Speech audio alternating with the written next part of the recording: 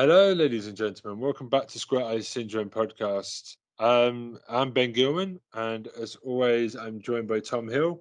Hello. And today, our colleague and friend Troy Salmon is not with us. We've locked him in the cupboard. No, I think, Tom, you can tell them why the real reason is. Well, to be honest, Troy's busy at the moment, but we have a contingency for this in that we sat down a couple of weeks ago and we discussed shows that all of us could talk about for our specials. And there was quite a few shows where either Ben and I knew them and Troy didn't, or Troy and Ben knew them and I didn't, or there were things that we didn't like. So we agreed that if ever there was a time when one of us was unavailable, that we would pick on one of the shows that the other two knew and liked. Mm. And especially for Troy, the special thing is that if there's ever an occasion where you and I are both unavailable, Ben, he can do an entire thing on Charmed, and he'll be very happy, I'm sure. And we get the lowest viewing figures of all time. Actually, we get the highest viewings of all time because that show is inexplicably popular. I don't understand it. There's that charm kick. We're going to do this every week. No, but the thing is, we came up with a backup plan so that we don't miss our weekly show. And there is a good crossover between all three of us. There's always one show that one of us didn't know. And the list has been written. And we don't know how often one of us will go missing at the moment because of lockdown. It's very unlikely that there isn't a situation where all three of us are present. But afterwards, you never know. We might want to go on holiday, you know. It's just this is a backup plan. So there are shows we want to talk about, and me and Tom have, even before we started this podcast, we both connected on certain shows. Copland is one of them, and that is today's special podcast that me and Tom are going to talk about because it isn't got anime girls in. Troy hasn't seen it, so we decided pretty much that we were going to watch it. That we were going to talk about it because it won't come up on a 2-hour extravaganza. So, what is Copland, you ask? I'm so glad they asked that question. Basically, it is a British television sitcom written by, for other people who most probably know him, Stephen Moffat, who's more famous now for his Sherlock and Doctor Who era. It was before, from 2000 to 2004. A show that centers on the dating and sexual adventures of 6 friends in their 20s or 30s. We're not too sure. Sort of late 20s, cusp of 30s. Yes, 3 men and 3 women. Basically, and it's a bit more about sex. It's a lot of critics have called it, back in the day, English Friends. It's not really the same. It's very different in tone because we're a lot more cruder in the UK than America. We're dirty little boys. Well, you do know that Coupling actually did get commissioned for the USA, and NBC cut the script so much that Moffat just lost it with them. They only managed to put out something like 6 episodes before it got cancelled. And he just blamed it on the fact that NBC just kept editing their skits to make it more puritanical. What a weird country. You can buy guns, but you can't talk about sex on TV. Can't talk about sex on TV, yeah. But we're happy for you. But you can go buy a gun when you open a bank account. Lovely. Again, we're not shooting at America. We just don't understand. It's got a very large critical response. It is a cult hit. It's generally considered to be very popular. Most people like it. Unfortunately, it's not on any streaming platforms at the moment, but I have watched it like so many times, so my memory of it is very, very good. What's your memories of Copland before we start, Tom? Well, I was probably just about the right age when it came along. I was sort of 18, 19. So that kind of thing was kind of cool. It was sort of my future, I kind of hoped. But yeah, I was a fan of Friends, as many people were. And somebody said to me it's going to be like the British version of that. And within 5 minutes, you realise that it sure as hell wasn't. It was very much its own things. The first joke. Yeah. Stephen Moffat is, for me, an absolute genius writer. He sometimes goes a bit too far with other shows, but Coupling, I never felt like he lost control of it. And it's a very, very well controlled. I think partly because a lot of it was based on real life events for him. And then they were just turned up. They were just expanded and made bigger for comedy effect. So I think it allowed him to rein him in slightly. In that, not only was he writing about himself because he based the main character on him, and the other main character on his wife. Yeah, But she was the editor and producer on the show. So he'd write stuff, she'd then edit it, and so because it was dealing with their own kind of relationship or an extreme version of their relationship. Like I was reading the other day when we decided we were going to do this. I'm sure you. I was about to say something that was going to be rude towards you then, but I didn't mean it that way because it's one of the most memorable episodes. just do it. The one with the porn video, Lesbian Spank Inferno, in season 1. That was actually based on a real incident. I love it. That's like the best comedy. It's based on real life experience. The video was called Lesbian Inferno, not Lesbian Spank Inferno. But basically, he came to his flat. He came into his flat to find that his wife had tidied and found the video, and he wrote the episode off the back of that. Why would you need a porn video if you're married? Well, no, this is before he was married. This is when they were still apart, like in the show. This is when they were still a few months in. Fine, but when the minute you're married, yeah, I can imagine what would happen if that happened to me. But another fact for you, Moffat has used the breakdown, had used the breakdown of his first marriage as inspiration for his 1990 sitcom Joking Apart. So he's had Joking Apart was quite good, but just didn't get the critical thing. Sometimes the gods just aren't in your favour on a show, and I think with Coupling, everything was in the right place. He came up with the name Copland when he was drunk one evening. He just wrote it to office, wrote the word Copland on a sheet of paper, and told her to ask him about it later. Yep.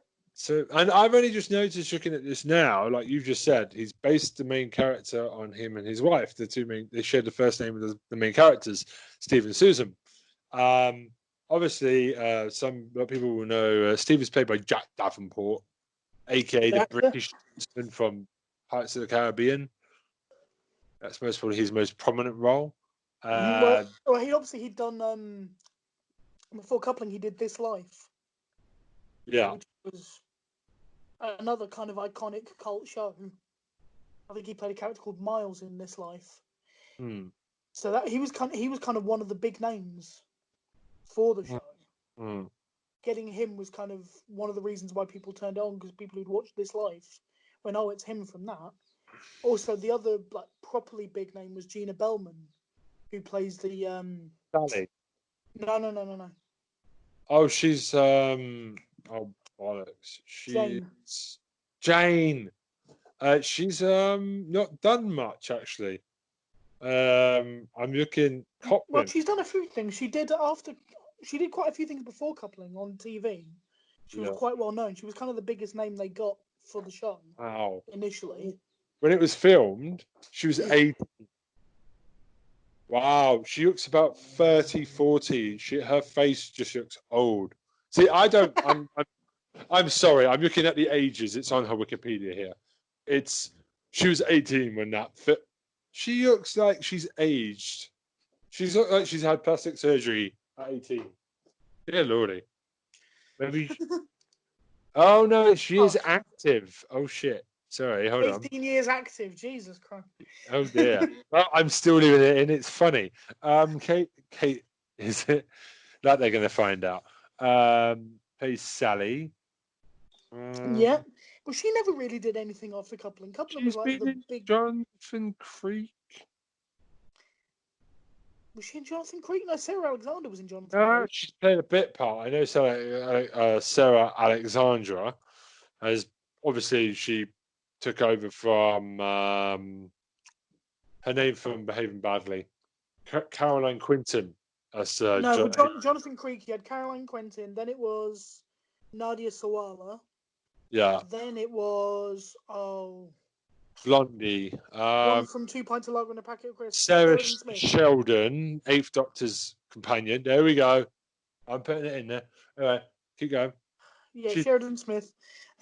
Sheridan Smith, yeah. And then Sarah Alexander took over after that. Yeah. He's had quite a good bunch of leading ladies in that show. One day we will come to Jonathan Creek. We have to. We have to, yeah, add some. But technically, they still do. It's still going. So, I think we can break. Whether it falls into our rules about not having been on for 3 years and not Still planning to have more. Yeah, just set fire to it one day. So Sarah Alexandra she's been on Armstrong and Miller, Smack the Pony, Worst Week of My Life, Green Wing, and Green Wing was awesome. We're going to come to that one there as well. So, and then there's Ben Miles, who was Patrick Maitland. Patrick Maitland, the sex pest. Was he a sex pest? He was just a misogynist, wasn't he? And someone that could not really pay any, just did not want to settle down. It's one of those character arcs that he has. He's a misogynist, yeah. The tape of the porn tapes. Yeah, well, the fact that he tapes every single woman he has sex with, yeah. Well, below a certain weight, he's got a quality threshold. I love it. Anyway, that's an exact quote. That's not my personal opinion. Also been in Peter. He's also been in The Crown, so I'm going to have to go find that. And V for Vendetta. Yeah. And Richard Coyle. I mean, damn, Richard Coyle. This is what do we say about Richard Coyle? I mean, I love and hate Richard Coyle pretty much in equal measure. Why? He's a fantastic actor. Jeff is the best thing about Coupling by a runaway mile, and he left after season 3 because he didn't want to get typecast. And that's when, because all the best. I mean, Moffat. I mean, you know how they always say in comedy, you get your best character, you give them 80%. You give them about 60% of the episode. His stuff was held the glue together. I don't know if Jeff was on for that much of it, because it really was almost exclusive. Steve and Susan appear in pretty much every scene. One of them is there almost all the time. To make sure. I think the good thing is, though, all the characters, I can remember them like it was yesterday.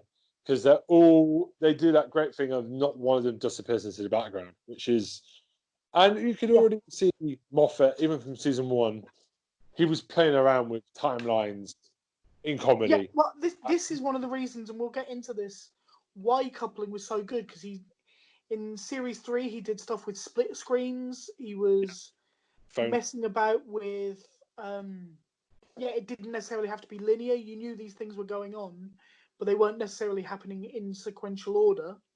Yeah. And so he jumped around and he was doing things like that.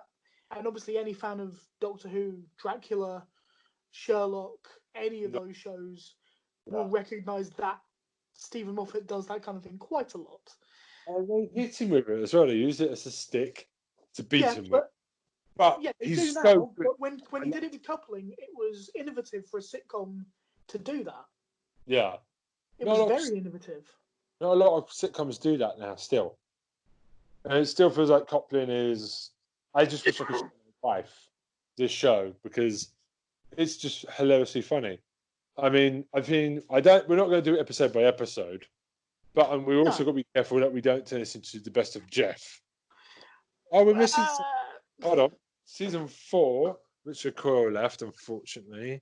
So we were left with Oliver Morris, who plays Richard. Richard Milan, who played Oliver. Richard Milan played Oliver, who he ran a local science fiction media store called Hellmouse, and he was very allowed Moffat to get a hell of a lot more Doctor Who references into the show. Yeah, he was a lot quieter. He was like Jeff, but not as crazy. But we'll get to, when we get to season 4, we'll get to that because it was a difficult thing for him to do. But I don't think we should jump ahead. I think we should come to that in its right order. Human, it's not easy to replace a much loved character. Yeah. So, I mean, okay, so we're just going to quickly go through each season because we want to keep this one not too long today. Season 1. What's your favorite? The first thing that hits me is within the first 2 minutes. You got Steve and Jeff talking about Steve and Jeff, and Jeff and is how he's been trying to dump Jane, and she won't let him because she doesn't understand the word no, which is hilarious. The episode starts with Susan and Sally walking to a bar, talking about meeting up with someone, and Jeff and Steve walking to the bar, talking about breaking up with someone, and you don't know who they're talking about, and it could be them talking about each other. You're not sure, and then it turns out that both of them are there to basically one to be dumped and one to dump somebody else. Yeah, and it's basically I can't remember all of it, but Steve was saying he keeps trying to break up with her, and then she will she's enjoying James' it. character will suggest that they have sex, and he ends up. She's a very controlling person. Yeah, but she uses sex to do it. So. Yeah. I've never been in a position for a woman that does that, unfortunately. But I've always had good relationships. But Jeff has already started the great catchphrases. He says that Jane is unflushable. Correct. That's about a minute in. It's the first iconic line. I still use that to this day. That episode is actually called Flushed. Yeah, because you can't flush her. Yeah, but it's obviously a play on words because it's embarrassing, so you get flushed in terms of your face, but also it's flushing people, and the toilet. And she keeps coming up like a blocked toilet, as he so says. Yes. So at the start of play, Sarah is with Patrick. They're breaking up. Susan is with Patrick. Sorry, I called her Sarah. Sarah Alexander. Yeah, no, Susan. I get why. Susan, sorry, long day. Susan and Patrick breaking up as well. So you got. Yeah, so you got Stephen and Jane breaking up. Yeah. And Susan and Patrick are breaking up as well. So it's kind of all. And they've got their best friends as hangers on, which are Jeff and Sally. Yes. So that's why they're both there as well. Yeah. So you got the other two best friends. Jeff is obviously coming. And Sally, that's it. Jeff and Sally coming on for encouragement. That's how you get all six inside that bar. It basically is Friends Coffee House. Monica's apartment. It's like the iconic. That's where most of the episode takes place. They get most of it done inside of that wine bar, basically, for most of the series. And Stephen and Susan meet in a woman's toilets because I think Steve goes to buy a condom because Jane. Right. So Steve tries to break up with Jane again, and she doesn't accept his dumping her. He's almost out the door when he starts saying about she's never had a connection with anybody like that before, except for a couple of times with Elizabeth, and that completely gets him turned on, and they end up in the bogs. While they're in the bogs, he has to go out to get a condom whilst Susan is in there washing her hands, and he ends up asking her out during, and then goes back in and finishes with Jane. As you do. Yes. Also, Sally ended up cancelling. Susan was going to have a facial with her friend Sally, but she cancelled it in order to have dinner with Patrick. So no, in order to have dinner with Steve. Cancelling the facial is for her to meet Steve. Because Sally, who is the person who is her beautician, cancels in order for her to meet Patrick. Yeah, sorry. There's so many people's names here. I'm still getting my head around it.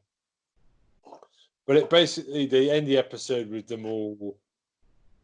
They end the episode with all of them staring at Sarah Alexander's breast. Because that's the first of many breast jokes. Yes. Dear God, Moffat does a breast joke. The man is always got a titty joke somewhere. I think I'm trying to think of episode 2. Oh yes, the remote controls. I think Steve rings Susan, and there's just a long ass pause where Steve can't think of what to say. And that's the running joke. It's like the big gap, and I can't remember what Jeff said. That's a different episode. I think you're thinking of. Yeah, episode 2. Oh no! You might be right. Yes. Sorry. Yeah. No. Stopgap, I think it was called. And he also said you should look at her remote controls. Yeah. Maybe we should explain what that is. Basically, when he goes round to her house for dinner. Yeah. First of all, there's a debate about whether her inviting round for dinner means she's definitely going to have sex with him. And he gets a pep talk from Jeff about foreplay, which turns out to be when exactly do you take your socks off? The sock gap. The sock gap, correct. Because otherwise you're a naked man in socks, and no self-respecting woman will let a naked man in socks do the squelchy with them. That's what. Yeah. That is how Jeff explains it. Yeah, I believe men should never wear socks to bed. Sally. Yeah. So Steve, when he goes to the flat, tries to turn on the TV, and she says to him, "Oh, the batteries must be dead." And then he said, "Actually, no, they've jumped out." She says, "Oh, I'm always running out of batteries. I think I know where they are." Disappears into her bedroom, and you just hear a buzzing sound. And then she comes back with a couple of batteries for him. It's a good gag. Yeah. So basically, I think the other thing that comes up in this episode is the fact Sally. that Steve's entire sexual life revolves around, or his fantasy life revolves around Mariella Frostrup. And they go back to flashbacks in certain episodes. And there's like two sequences. Susan is obsessed with Angus Deaton. Yeah, and they both end up being really good sports about it and turning up. I remember they appeared in a couple of series. I love it. Which also leads to the celebrity marriages theory from Jeff. The reason that Posh Spice and David Beckham got together was they were the epicenter of a non-stop obsessive shag fest for the entire country right then. You know what I like about Jeff? He's exactly the type of stuff me and my friends used to talk about in college down the pub. Absolute bollocks. I love him. I remember Sally was a bit had to get on with because Patrick was a conservative and she Oh yeah. Stood up. So and then Susan tells him he has a big penis. Yes, that is the running gag of basically the whole show with Patrick. And everyone tells Jeff he's very well endowed. You verify his big penis. It's just it all comes about because you've got Sarah, Susan, and Sally talking after Sally has just turned down Patrick. She says, "At least I now know why you called him Donkey Brain." And she says, "Actually, I called him Donkey." She says, "Yeah, but I got the point." No, you didn't. And so that's where that running gag then continues for basically 4 series, is that Patrick is exceptionally well endowed, including in one series them going to a sex shop where it turns out that somebody made a mold of his penis, which is their best-selling sex aid. But we'll come to that. So the next one, because we're just going to go through these very quickly, because we've got a lot to go through. Sex, Death, and Nudity. The one with Giggle Loop, yes. Containing laughter. The one with the giggle loop. Yeah. And you've got to ride it out, and then it comes back again, and and Jeff's advice from Patrick on a job interview, so you can see everyone, imagine everyone naked. Other way around, it's Patrick's advice to Jeff. Oh yeah, and then Steve persuade. And then it turns out when he goes into the interview at the end of the episode, there's a massive mirror behind the interview panel, and all he can see is himself naked. Yeah. And then there's this awkward thing where Jane hasn't told her family that her and Steve are broken up, so she persuades him to attend her aunt's funeral. Yeah, but Susan comes, but in order for Susan not to feel to make it look not so bad, she invites Patrick to come as her pretend date. Patrick doesn't want to do that because it'll upset Steve, so he gets Sally to come with him, and Jeff ends up coming because he was actually the only one who knew Jane's aunt. He doesn't think it's fair that he gets left out. Yes, and then Giggle Loop happens. The Giggle Loop. Which one is it? Remember who laughs? Well, you've got all 3 of the guys standing next to each other, holding onto each other and shaking, trying not to laugh, and it's Jane who actually cracks up. I remember this now. But yeah, one of my absolute other favorite things about that episode is they're all in their black suits for the funeral, and Jeff, Patrick, and Steve start doing Reservoir Dogs down the road. So you got the music, you got that famous music from the opening scene of Reservoir Dogs. The three of them walking along next to each other, and then you just kind of get a scratch record of Susan going, "Stop playing Reservoir Dogs," and then one just going, "Sorry." Sorry,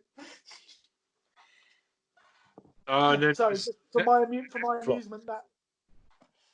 Yeah. I mean, it's fantastic. This is the thing, though. Like, there's so much crammed into this first season. I thought it was more spread out. I can remember everything that we're talking about. It's ridiculous. It's such a tight comedy series. Let's move on to episode 4.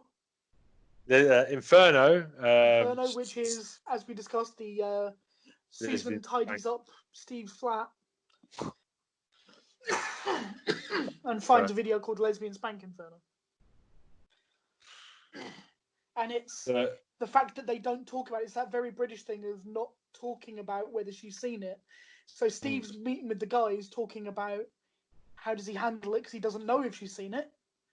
And Susan's meeting with the girls saying, "I can't believe I found it." And you got the two different sides of the same story happening in two different places. And everyone thinks Patrick's gay because of his new haircut. Yeah, because he asked for a hard man. That's correct. Sorry if I keep laughing about this. There's it basically culminates with them having a dinner party in which all of the main characters involved, plus Jane's therapist ends up coming. And they all assume that she's a lesbian. Yeah. Good. But yeah, there's not much more to say. That is one of the best episodes of season 1, but there's not actually a huge amount to say about it. It's such a tight episode. We've basically covered. We're trying going into too much away there. Yeah, we're just doing the best joke of each one. Next one, the girl with 2 breasts. Jeff sees the young woman in the pub. It was a genius episode. I remember this. Because it was the one where they're debating who this girl is. And she actually ends up turning out to be attracted to Jeff. And she's very attractive. And so this is where they introduce, I think, the phrase accidental words. Isn't it? Where you just say the wrong thing. And they go back to the scene from both sides so you can see both sides, because she turns out to be not to speak a word of English, so Jeff can say whatever the hell he wants, and it doesn't actually cause her any offence. And I think he even said it's so liberating. Yeah, but he's just standing there saying gussets, breath, boom. What a great episode! This is where they started to put Jeff at the centre a bit more. Now, yeah, I think they did that for every single character. They had an episode that was more about them than anyone else, whilst all of them were still in it, because it was very much an ensemble thing. Yeah. But Jeff came to the fore a little bit more in this one. And the next one, the cupboard of Patrick's love, which is Patrick has a whole cupboard full of every woman he's ever slept with. Patrick records every woman he's ever had sex with, and they don't know. And so basically, the episode revolves around the issue of: does he still have a tape of Susan, who he was dating before Steve was, and Steve wanting to see the tape, Patrick telling him no, Susan then coming to see him and him saying, "Look, I told you I'm not going to show anyone the tape," at which point it turns out Steve's in the other room watching the tape with Jeff. And it then turns out that actually he was so impressed. I think with her performance, he spent 10 minutes watching it, only for them to realise that it wasn't actually Susan, and that Patrick had actually taped over Susan. And that was the reason he didn't want anyone to see it. Was in fact he didn't want to admit he'd taped over the video. And it's all in his flat, Patrick's flat. This one. Pretty much, yeah. And everybody ends up there because Sally is hiding in his video cupboard. And then Jane shows up. Basically, she's found out about the fact that he's well endowed, and she's very worried about the size of his loneliness. And they take a while with Sally and Patrick. It takes a while for them to get together because they keep showing interest and jealousy. So season 2 opens with Jeff keeps finding a woman on the train. He can only ever see her leg. He can only see her leg because she sits opposite and with her back to him. Yes. So you see the back of her head and her leg, and he's fallen in love with these things. Yeah. And as we've seen before, Jeff is kind of someone that is not very good at talking to women that he likes. He's a complete social freak. Yeah, and he says he has a wooden leg. Well, yeah, because she comes and sits next. She moves to let somebody else sit down, and he starts talking to her. And because he's been talking about her leg to Steve and Pat, he gets stuck on talking about her leg to her. And then she said, "Why are you obsessed with legs?" And you can hear him saying to himself, "Just tell her the truth. Tell her you made a mistake." And he responds with, "I've only got one leg," which you can see his face. Just his body language. For the episode because I'm gonna go with it. Yeah, but she then turns out to be quite interested in him, partly because he's an amputee, not because she's got like a fetish, but because he's had to be brave. And the whole episode falls around the fact of she's stunning. He fancied the pants off her, but obviously he can't have sex with her because he can't take his trousers off. And basically, she offers him a threesome at the end of the episode, and he asks Sally's new boyfriend to chop his leg off. If memory serves. So the next one is My Dinner in Hell, which is where we find out Patrick's former lover has made a cast of his penis, which is now a best-selling dildo called the Junior Patrick. Yeah. And it's talking about going solo, isn't it? It's talking about masturbation is the main focus of this. It's understanding. The term is whistling alone, which Steve obviously thinks is a few years an euphemism for masturbation. He tells Susan's parents to get out of the flat, if I remember correctly. That's because basically Susan's family are very open and talk about sex. So when his mother-in-law, but not quite his mother-in-law at this point, but when Susan's mum says, "Oh, I hear you started doing solos," he thinks that she's being very open about that and talks about it quite openly as masturbation. The dad then starts trying to make jokes about it, referring to it as whistling, but he's actually talking about whistling, not masturbation. He's just trying to be funny, and he says something that sets Steve off, and when Steve's kicked the family out, he comes back in and he says, with all that whistling, by the time Susan get home, you won't have enough energy to." Well, I don't want to say what he said, and Susan then says, "Pucker." So what he'd heard. Yes, definitely. So Patrick then shows up with the Junior Patrick that he's bought from the sex shop. And because Susan's the only ex he can trust to look at it. Yeah. The mother of Steve mistakes this as a gift for her because it's been gift wrapped and takes it home and then sends him about 50 bouquets of flowers the next day because she really likes her gift. Right. These are all classics, man. Seriously. So the next one. Her best friend's bottom. That's a double bill one. Definitely. That's Her best friend's bottom and the Melty Man Cometh. Yes. Which has all to do with the first half of it is Steve saw Sally naked. So she was using Susan's shower by accident. She wasn't using Susan's shower. That's the excuse she gave Susan because she was trying to have a tryst with Patrick. At Susan's place. That's what because Patrick says he's having car trouble. But we find out both of them are hiding the fact that they were having sex at Susan's place.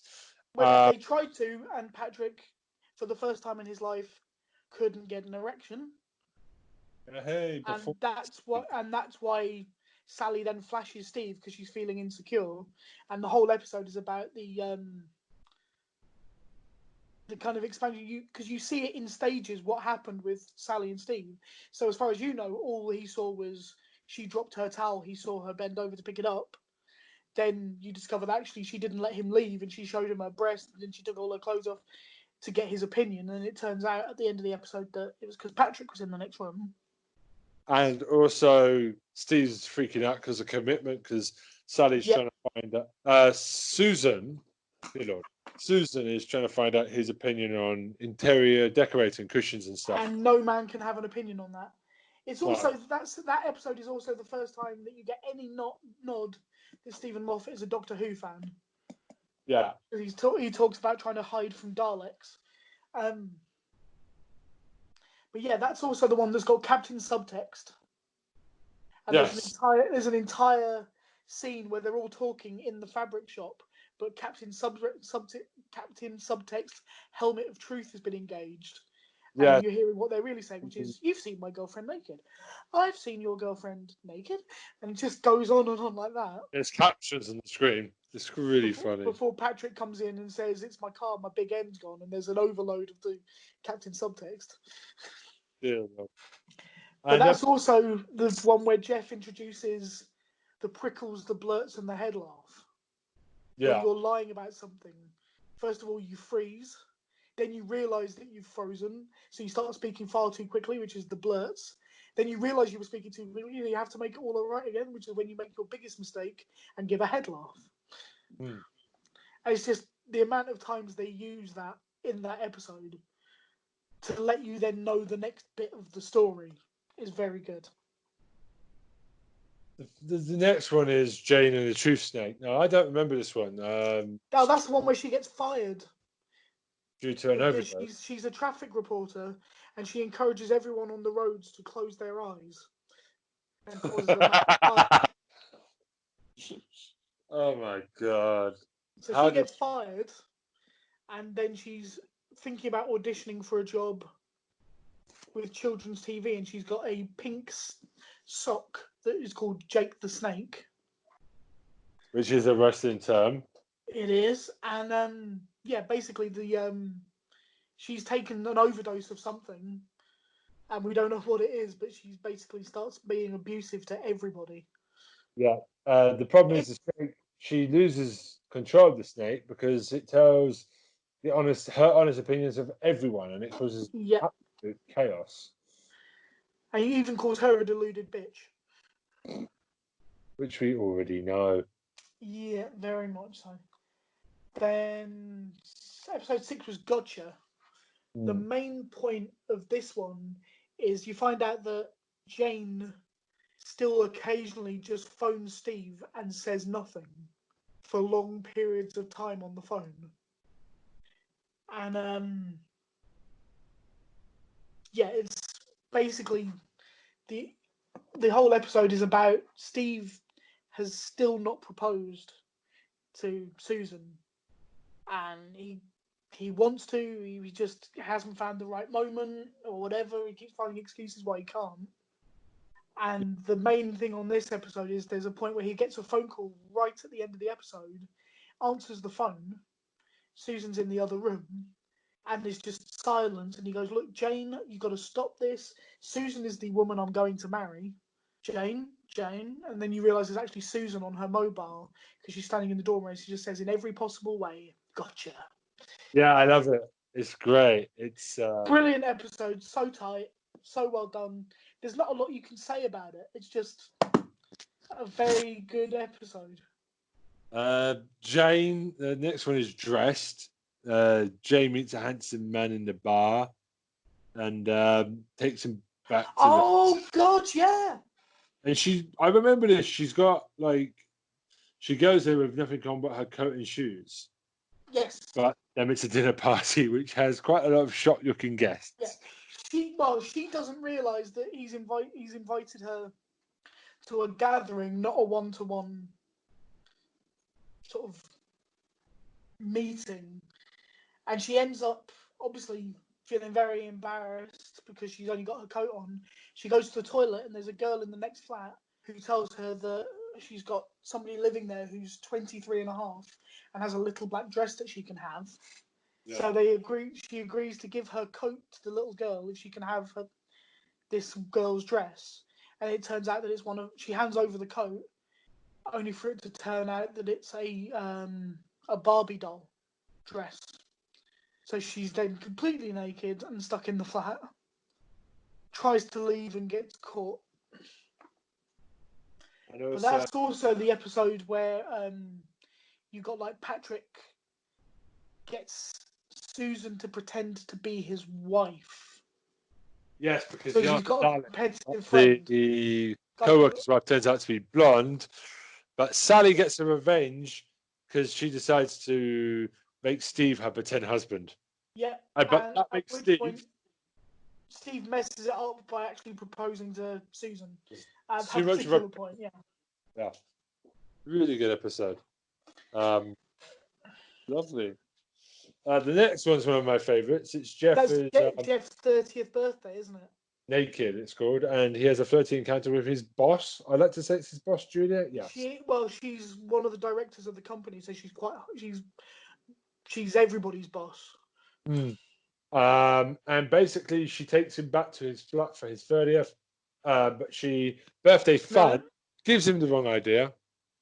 That's how in the office they've set up a surprise party in the office. I'm sorry, but she tells him to have some birthday fun, so he thinks it's a bit of sexy time.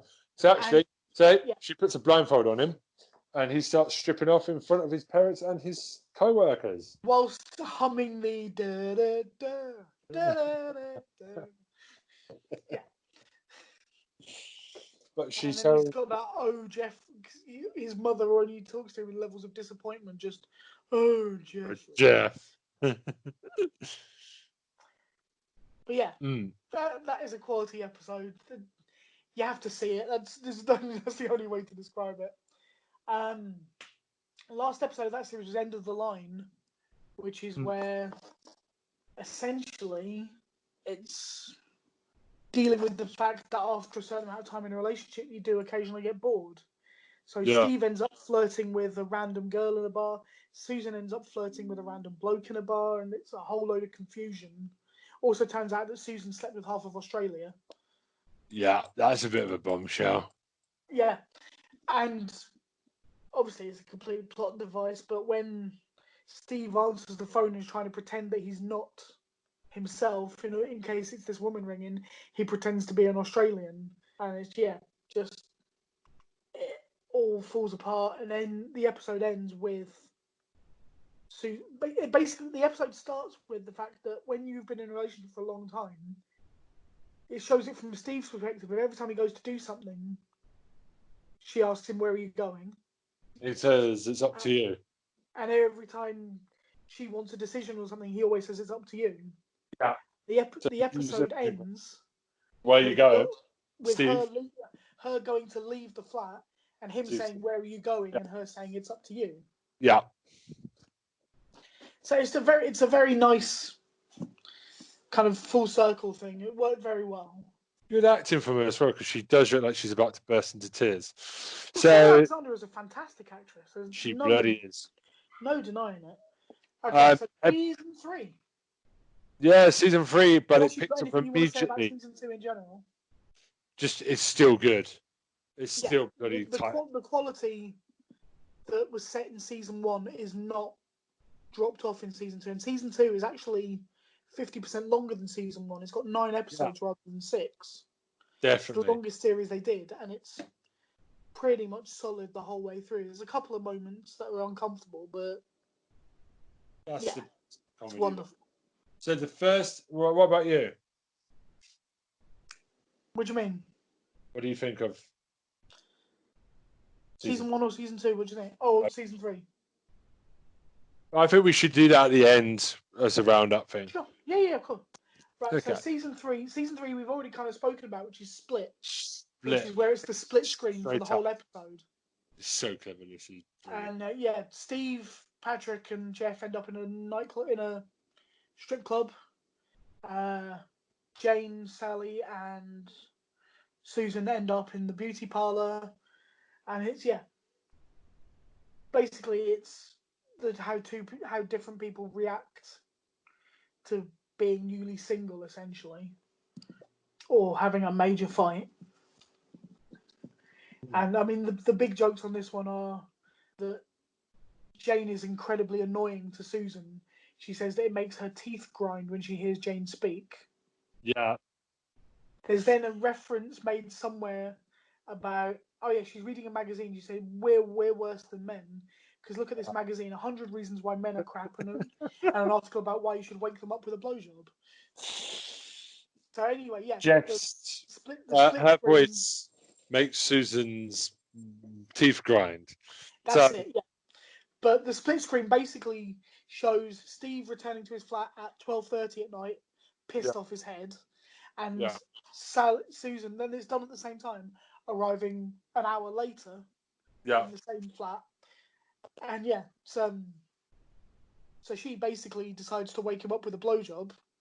Yeah. And you then discover that actually Patrick and Jeff never left the flat when they all came in pissed earlier and are right next to the bed. And the two of them kind of wake up and see what she's doing and just sneak out. But it's quite funny. And then the phone rings. And it's the answer phone. And all you hear is... Yeah, you can hear it as well. You just hear Steve screaming pain. You hear the screaming pain. And then you see him on the couch with Susan. She says, I'm sorry, doesn't she put your teeth on edge? Yeah, it's just beautiful episode. And like I say, massively innovative. Oh yeah, it's brilliant, and I think they filmed most of it on the same stage, but they kind of it was a technical nightmare according to Moffat. They did a really good job on it though. Yeah, it must have been a lot of work.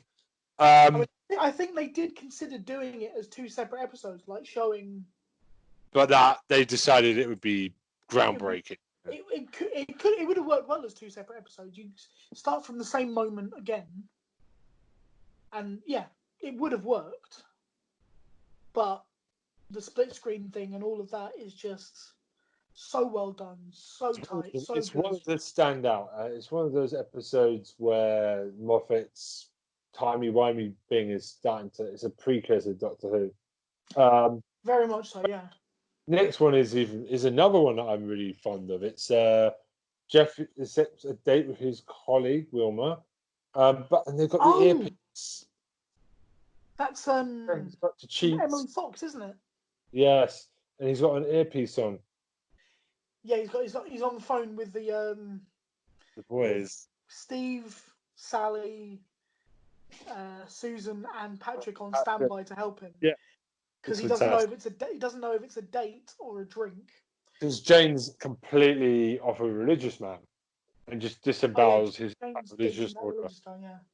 She basically thinks Jesus is hilarious. She basically castrates the church group that she gets involved. She then also discovers that he doesn't believe in sex before marriage, which for Jane is just a killer because she's a sex beast. But the Jeff thing is, she does date him for half the series. What I do love about Jeff, though, this is, some people would say, the third time now we've seen him awkwardly chat people up, but it's still fresh. It's even funny now because he's been fed lines by people over there. Because it's different, yeah. But this is once again, it's done as two episodes. Yes. So the first one is kind of setting it up. His girlfriend. And the second episode is Unconditional Sex, which is the one where basically Wilma is saying, look, I've got a boyfriend, you've got a girlfriend, but somehow we both fail to mention it. How about we have unconditional sex? And him trying to find ways of getting out of it.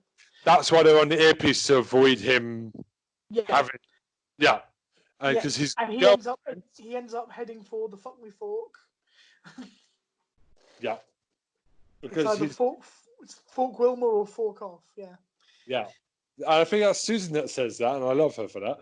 But his current girlfriend Jane is in bed with the flu. But we don't know that at the time because she's on a business trip. So we find out that she has come back early without telling him. He's missed a message. She goes back to his flat just to sleep because she's got the flu. And they go back to the flat, and basically, obviously, she sees the state. Julia. Sorry, not Jane. Julia. Well, yeah, you've missed that. You've missed out a major point. Is that the way that Jeff gets out of Will His McCall girlfriend's is dead. by saying that his girlfriend's dead. And And then that, when they get back to the flat, she sees her feet sticking out at the end of the bed, and he's talking about how it's all still very fresh, and she basically runs away screaming. yeah, that is brilliant. I mean, yeah, sorry, there's so much stuff packed into these episodes. Sully, yeah, but that's brilliant. It's just building up, and he says it's one of the great Jeff. It's why season 4 is still funny, but it just misses. It's not as good as the first 3 because of this. Well, we'll get to that in a minute, but Sally. So the next one is Remember This, which is the throwback when you discover that actually Sally and Patrick had a kiss at an office party the day before he ended up dating Susan, and it brings in the whole idea of she has this idea of the perfect kiss being to the aria from Madame Butterfly. Yeah. She asks him to find that on a CD player, and he can't, but he finds what he thinks is the next best thing, which is the Spider-Man theme tune. Is this the bit where the Spider-Man theme tune happens in the bar with Jeff and Steve? No. That's the last scene of the final episode of that series. This is where it starts to be set up. This is where it starts to be set up because Spider-Man was where they had their first kiss. Sorry, I'm jumping ahead. I just remember this is a Spider-Man thing. I've got a good memory, but yours is much better. I'm just kind of this. We haven't talked about it yet, and I was thinking because it's where we're getting Sally and Patrick together. Yeah. Then so the next one is Freckle, the Key, and a couple who weren't. Yeah. So basically, Patrick and Sally are obsessed with the fact that they are not a couple. And they're telling everybody about that. Not Susan. Jane introduces her religious boyfriend to the group, who he's absolutely certain he knows Susan from somewhere. Steve is obsessing about the fact he's got a mole on his bottom, and he doesn't know if it was there before, and Susan can't remember. And then he tells her that actually she's got some freckles, but they're not where she can see them, so she has nether freckling. Yeah. And so the episode pulls that in with Steve worrying about his mole, and it turns out Jane says to him, "Oh no, you've got that mole top left. You've had that for years." And so they're all talking, and and Susan says, "Oh, you've got another mole top of your right leg." And it's like, and Sally and Jane saying, "No, you haven't." And then it turns out it's Patrick. So this religious guy who doesn't believe in sex before marriage is seeing that all these people have basically shagged each other at some point. And then he works out that he knows Susan from university when he had long hair and a motorbike. And she went, "Oh my God, it's Saddleman." And he says, "Freckles." And she says, "You never called me Freckles." I said, "No, we've been a girl from college. Not to your face." So it turns out that Susan has actually shagged Jane's celibate boyfriend. Susan's had some miles on her vagina, Rob, at this point. Let's be honest. Yeah, there's no need to say that. Well, I was told feedback-wise you need to be a bit more Ben and be a bit more Ben. Classic episode, though. And James leaves to go to Germany. Yeah, that's right. The next one. This is the episode where Jeff shows up in the gimp mask, yeah. Not because they were doing S&M. Yeah, that's the one. Yeah. Jesus Christ. Yeah. Anyway, we need to move on. This is the problem. There's so much to talk about with each episode. This is so good. Sure. The next one is The Girl with One Heart, which is the one where Patrick now has a new girlfriend. And in order to explain to this girl how he's friends with Sally, and they say, "Well, why don't you just tell her it's a woman who you don't have sex with?" He said, "Yeah, I did that. I summarised. I thought lesbian covered it." Yeah. And it's all about the misunderstandings of basically his new girlfriend is bisexual. Patrick told her, basically, falsely told Jennifer that Sally is a lesbian, which causes all the confusion. Which then, when Sally starts talking to her about how much he loves Patrick, but without saying his name, she thinks she's talking to her and arranges a date with her. Yeah, and yeah. Storms out at the end of the episode, Sally. She tells Patrick to stick it. No, at the end of the episode, that's the one where she tells the girlfriend, "I was talking about Patrick, you dumb bitch." So she basically blurts out to everyone that she was saying she was crazy about Patrick. So you got those four. I can't remember. Oh yeah, this is the one where Susan's also redecorating the bathroom, and that's the one she's taking the lock off the toilet door, which leads. Guys like to read on the blog. Ladies, don't take the lock off the bathroom door.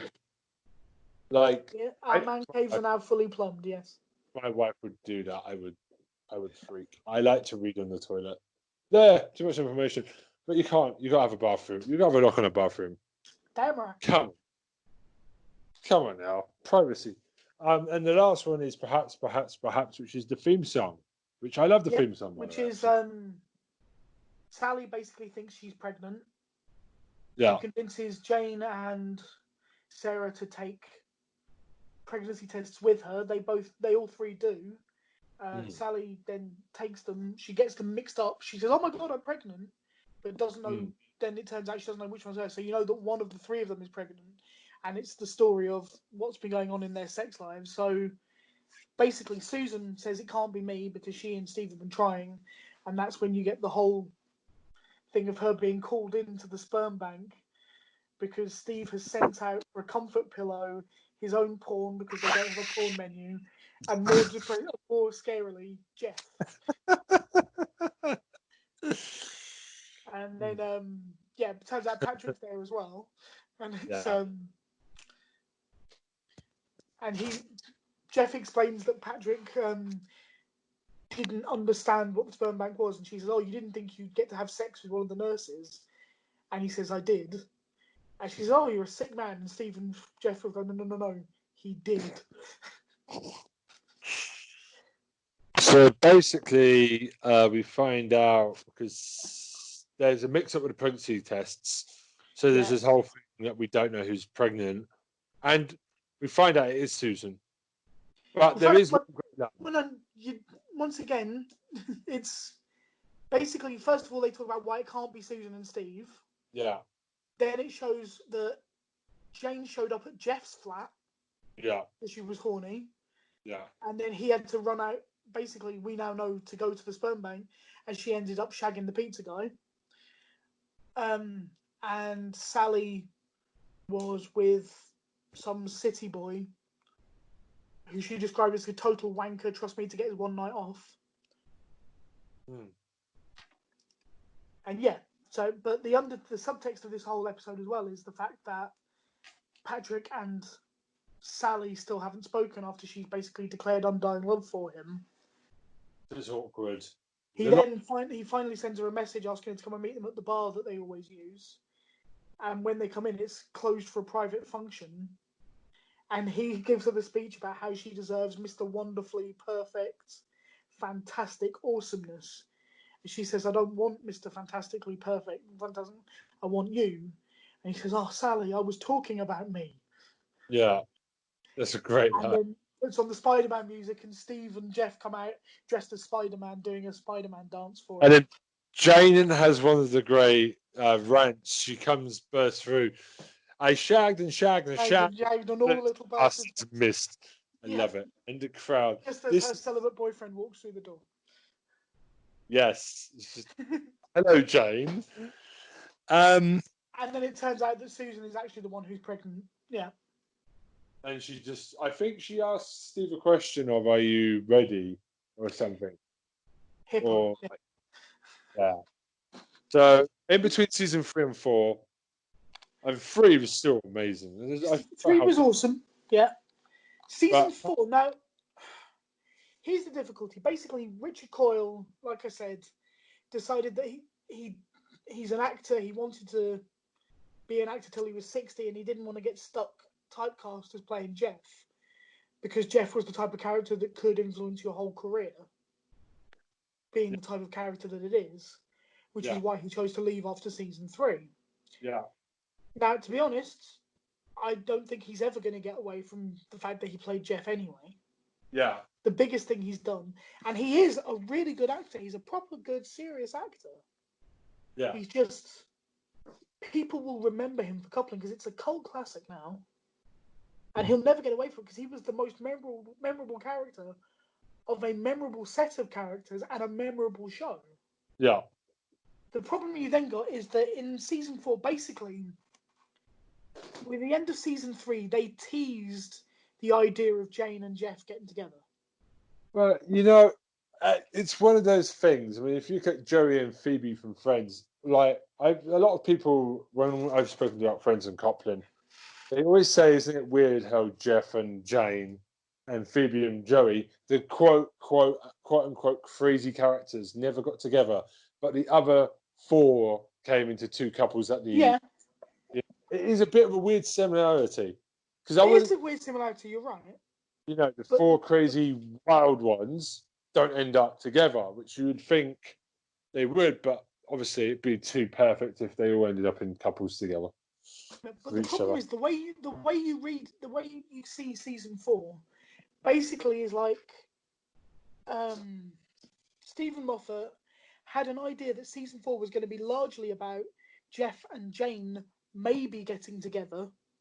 Yeah. Because a lot of the stuff that the new guy, Oliver, does, you could easily... He's basically just another version of Jeff, but they have to make him different because obviously they haven't had 3 seasons of building up this character.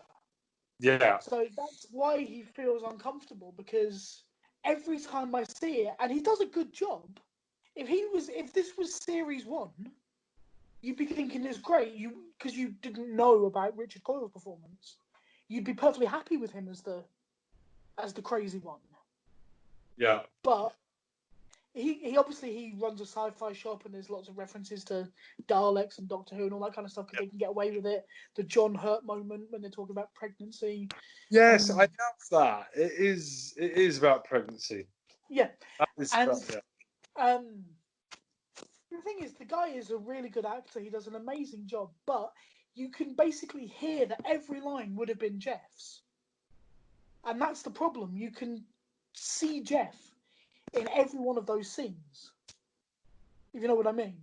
Yeah. And it's really, it pulls away from something because you don't have that same emotional connection with that character, but you can see that he's literally been put in there to be the light relief that Jeff was.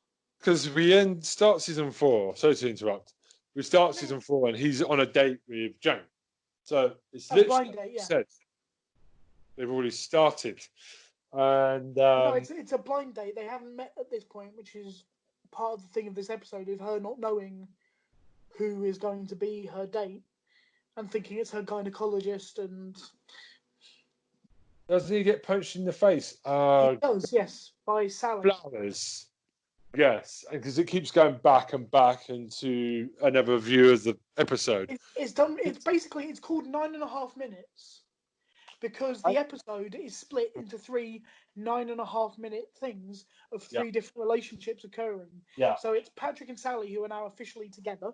Yeah. Is the first 9.5 minutes with him telling her that he's supposed to be going on a golfing holiday. And you've got Susan and Steve. Susan and Steve. Yeah. And the breast bump. And Oliver and Jane. Oliver comes in because I think he goes, "Is that a thing for puppies? Is that?" And she just kind of, she's talking to Steve. And she just turns, and she's got the thing. I can't remember what she does with it. No, she just tells him to sod off. I think it's a bit more severe than that. I think it's a proper fuck off or something. I don't think so, but I can't remember. But it's a good. Oh no, she tells him to piss off. Piss off, yeah. But then basically, Patrick has bought Sally a bunch of flowers to apologise for the fact he's going on a golfing holiday. He asks Oliver if he wouldn't mind when I give you the signal, can you just take those flowers over to that woman? He leaves, signals to Oliver, who's already been basically dumped by Jane and insulted by Susan. So he goes over. She can't see that it's not Sally can't see that it's not Patrick, and punches him, only to discover that it's not Patrick. Yeah, so Oliver first gets introduced to us by getting punched in the face, insulting Susan, upsetting Jane, and getting punched in the face by Sally. Poor guy. Which you can imagine if that was Jeff, would have worked quite well. Yeah. You obviously wouldn't have been able to do the blind date bit, but you could have done something where the two of them had agreed to go on a date or something like that. Anyway, doesn't matter. Because season 4 for me is quite, how do I say it? Flimsy, because I don't really remember it. Season 4 has lots of really good moments. Some of my favourite moments of the entire series of Coupling came in season 4. But I do remember. I'm trying to remember. This is why we can't do an episode thing for season 4. But I do remember. I'm trying to think of what I remember about Oliver. I do remember he's been single for so long. There's an episode. 7 months, yeah. Yeah, Jane's coming to Oliver's flat, and that's second to last episode. He's forgotten to hide his pornography because he's been single right. for so long. I'm trying to remember about Oliver. We're gonna have to cut season 4 short because how does it end? Basically, I can give you an overview. We've got once again, it's about 3 sets of couples. So basically, it's about Steve and Susan. Steve trying to come to terms with the fact he's about to become a father and not doing very well with it. He dreams about being executed by fetuses in his sleep and things. The second one is the new relationship of Patrick and Sally, where he's trying to find ways of going back to his own flat every now and then, and she's outmaneuvering him. And then you've got the new relationship of Jane and Oliver. The second episode is really good. It's the one where they're all on the phone having disagreements and it's crossing over. And it's very good. It's very funny. You should go back and watch it. Yeah, I will after this because we have to do it. Yeah. Then, yes, the third episode is the one with him basically playing the game, Patrick playing the game of coupling where he's trying to get back to his own flat and it's just not happening. Then there's the episode where they all go to the antenatal class, which is one of my favourite episodes of all time. Because they all somehow, I can't remember the reason why they all end up, including Patrick, end up at this antenatal class. And when Patrick walks in, everyone, including the woman who's leading it, about 5 different women go, Patrick. He goes, blimey, this is where you all end up.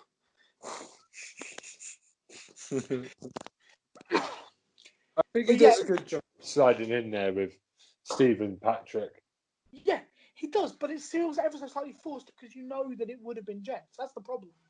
I do remember there's a phone call in episode 1 where Steve's like, no, Jeff. It's not a country called Lesbania. Yeah, that's the last episode where that's the first episode. So basically, the way they introduced the fact that Jeff is gone is that it's him and Steve on a mobile phone call, and Steve saying, firstly, you shouldn't be using your mobile on a phone, your phone on a plane. Yeah. Secondly, the island is pronounced Lesbos. Not Lesbania. And thirdly, I don't know what the risk of boob implants at high altitude is. So yeah. Sorry, I can't help you much in season 4. No, fine. Season 4 is good. It's tight. It's a funny season, and if Jeff would have been there, it probably would have been perfect. I will try and watch it. The problem with season 4 is it ends. Well, actually, it ends very nicely, but at the same time, it doesn't. Because basically, the story of the last episode of season 4 is that Susan's waters have broken. Yeah. And also, it turns out that Patrick did sleep with Jane at an earlier point. And it's Sally trying to watch the video. Yeah. And then Sally finds a box that says, Sally, do not open under Patrick's bed. And when she opens it, it's an engagement ring. Yeah. And her response is not to say yes, it's to say fuckity fuck. And you don't know what happens. That's the last you see of them in the episode. Then Steve and Susan end up going to Jane's house for some reason, just to inform her of what's going on. And Oliver's there basically about to have sex with her, and it doesn't happen because they get interrupted, and you don't see what happens with them. And then it ends with Susan has a C-section and it's about him not actually giving a toss about the baby, and then suddenly it opens his eyes, and the last line of the series is, "And everything changed forever," or "My world changed forever." Mm. And it was a nice ending, but it was left on so many cliffhangers. And the reason for that is there was originally supposed to be a fifth series. Yeah. It was BBC commissioned them to do a fifth. Mm. But obviously, 2004 is when season 4 ended, and occasionally they took a bit of a break with doing it. They did essentially one a year, but they missed out. Was it 2003 they missed out? Yeah. Possibly. So yeah, they missed out occasionally, and Moffat basically, before he started writing the bulk of season 5, was asked to write a couple of episodes for Doctor Who, and he ended up writing 6 of them, including Blink, which is one of the most acclaimed episodes of the reworked Doctor Who anyway. Yeah. And then he was offered the job of lead writer on Doctor Who. So basically, coupling went by the wayside while he was doing that, and he just never came back to it because Doctor Who Who, Sherlock. moved on. Yeah, other commitments.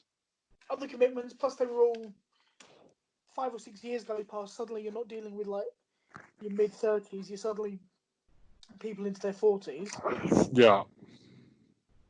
Also, if you'd done a series immediately after season 4, you could have had stuff with them having a newborn baby, and that wouldn't have been too bad. You wait 3 or 4 years, suddenly you're having to work with a toddler, which is, I imagine, quite difficult when you're trying to do a sitcom. To have a toddler in that as a permanent character would probably be quite tricky. But just as a point of interest, I don't know whether you know this. Basically, somebody on a website. Post Gallifrey. That's the one. Moffat posted some short storyline conclusions about the eventual fate of the characters on the website. So basically, Sally and Patrick did end up getting married. Yeah. And Sally was happy because for the first time in her life she beat Susan to something by getting married first. Jane and Oliver didn't end up having sex, but have become very, very, very close friends. And they both become ridiculously jealous when the other one is dating someone. Yeah. And so the suggestion is that it's going to explode. Jane now works in Oliver's shop and comes to work in a metal bikini. Star Wars. Yeah. I'll read you directly what he describes for Steve and Susan. Steve and Susan have 2 children now and have recently completed work on a sitcom about their early lives together.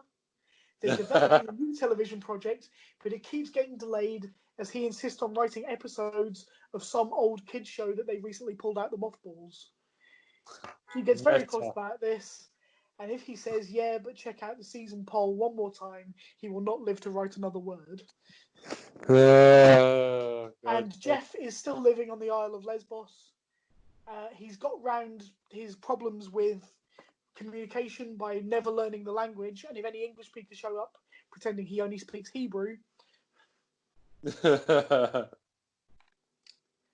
it all ends up okay for everyone. So it pretty much all ends up. It would have been, if that was how season 5 genuinely would have gone, that would have been quite funny, I think. But yeah, it's nice that Steve Moffat did wrap it up in the end for the fans. But as I said, with that whole being human thing, it's not a proper wrap up. It ended when the filming ended. Yeah. Because sometimes you just don't know.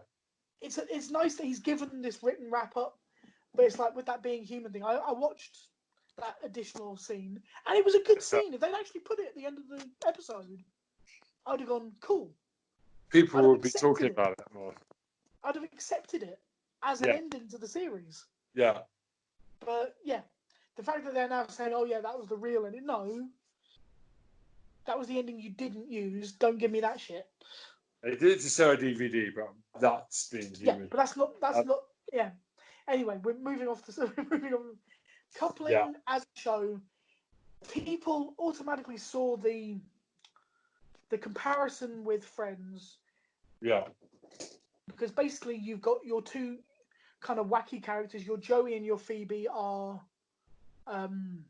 Jeff and Jane. Yeah. You've got your Ross and Rachel, which is Steve and Susan. Yeah. And you've got your Will They, Won't They, Monica and Chandler kind of thing. Yes, you have. And he has said that they are archetypes for most sitcoms anyway. They so are not. Anyone who says that it's basically a British version of Friends is missing the point so hugely. Because, yes, it uses that dynamic. But it doesn't rip off anything about Friends from that point onwards. It does its own thing. It's a popular dynamic. Yeah. That was being used a lot of the time because Seinfeld used it as well. Yeah. So it's not like it was the only show going that was doing that. And nobody has ever tried to suggest that Friends was a rip-off of Seinfeld or that Seinfeld was copying from Friends. They've never suggested that. Yeah. But because Coupling came on a little bit later, they're going, oh, yeah, it's a blatant copy of Friends. I hate that when people summarize things. It's this meets this. And sometimes it's the most laziest bullshit I've ever heard. I mean, how many times... I hate journalism that does that. It's this meets this. That's lazy. Don't do that. Don't take shortcuts. I mean, it's like saying you look at, if you go back and look at theatre through the ages, there was a thing in Italy called the Commedia dell'arte. Yeah. And they had certain stock characters. Yeah. That appeared in every show. They weren't the same character. They were stock characters. And that's the same for sitcoms. You've only got a certain number of personality types and things that you can use to make a show popular. You can't have somebody that everyone's going to hate. It's just not possible. You can't do that unless you're wanting a villain in your piece that people are going to aim at. But when you're going for a dynamic like Coupling, like Friends, like Seinfeld, those kind of things, there's only so many dynamics you can use. Doesn't mean you're copying anyone else. You're using stock characters from the history of comedy to build your story. Yeah. Sorry, I'm quite passionate. I hate it when people say that it's... I understand the comparison, but it's a lazy comparison.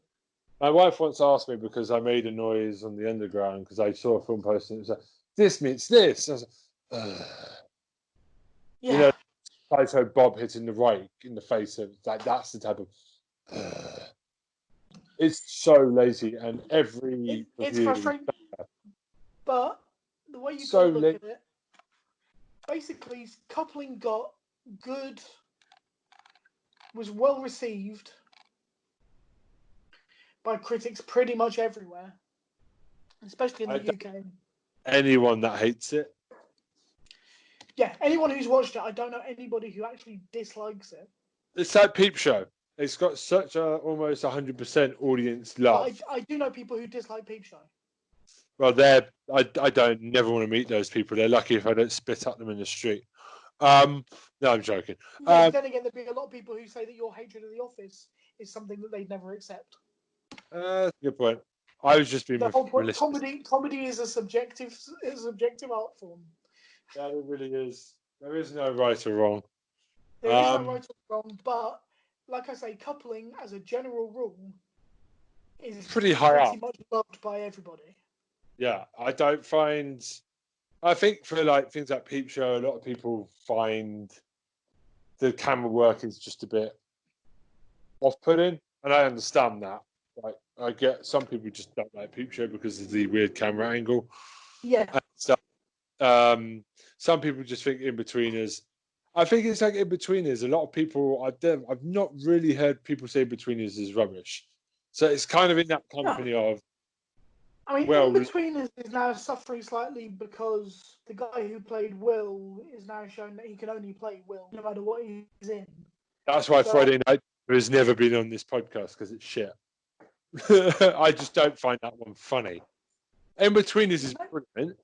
But it does rely on the same joke a few times, like Jay. Loads of comedies do that. Even Coupling does that. You go back to what you know will work. But it's very noticeable. We were talking last week about Red Dwarf. And season 10, 11, 12 of Red Dwarf is then going back to a tried and tested formula, and people love it. That's the beauty of it. It's about making them say new things in a variation, though, to be funny. Yeah. There are only so many jokes in this world you can tell within the confines of the setup you've created. Definitely, yeah. Because everyone goes, I think someone once said, "Oh, Jay's a bullshit." I was like, yeah, but it's always funny. His stuff is always hilarious. His bullshitting is just funny. Yeah. And Anyway, Ben, I think we need to wrap this up. Yeah, because we're going to save our Red Dwarf stuff for the podcast soon. Anyway, anybody who has heard this podcast and enjoyed it and hasn't seen Coupling, please, please, please go and find it. Hopefully, the BBC will put it up on their iPlayer again at some point soon. Because currently, it's very difficult to find on streaming. It's not on any. It's off Netflix. It's on Amazon Prime, but you have to pay for it. It's not on their Prime membership version. But the DVDs are cheap. The collection costs you about £1 or £2 if you find it on a good. You could buy it off Amazon for a couple of quid for each series, probably. Well, there's a nice little slim case box set that I have. I got it for £4 a couple of years ago. It's most pretty cheap. So there you go. Go and rewatch season 4. And but yeah, please go watch Coupling because it really is an underrated comedy classic. And yeah, we will get through the other ones in due time in various combinations of the three of us when it comes to it. And hopefully Troy will be back with us for our next. I am not letting him out the cupboard until next week. Sorry. Yeah, but I'm sure Troy will be with us next week for the second special, you lucky people. We are going to do Life on Mars and Ashes to Ashes together because we need to do them together because, being human, it's a complete story and it will be a 2-hour spectacular. It's going to be a long one. Probably. I can't wait. And Netflix has just put them up in time as well. She's back up with. Excellent. I've got it all on DVD, so I'm fine with that. But I can't wait. That means I get to listen to David Bowie. Anyway, let's go. Right, see you later. Bye. Bye.